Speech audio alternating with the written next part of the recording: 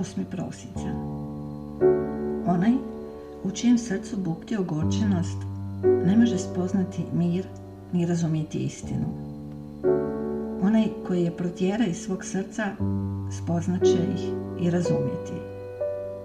Tko je uklonio zlo iz vlastita srca, ne zamjera tuđe zlo, niti mu se opire, jer spoznaje njegov izvor i prirodu zla, te zna da proizlazi iz neznanja. Uvećanjem prosvjetljenosti grijeh postaje nemoguć. Onaj koji griješi ne razumije. Onaj koji razumije ne griješi. Čisti čovjek zadržava nježnost u srcu prema onima koji u svom neznanju umišljaju da mu mogu naškoditi.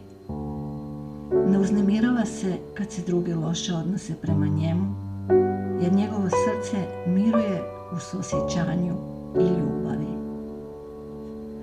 Neka oni koji teže ispravnom životu razumiju smireno i mudro. Najvažniji i najdivniji su čisto srce i pravičan život.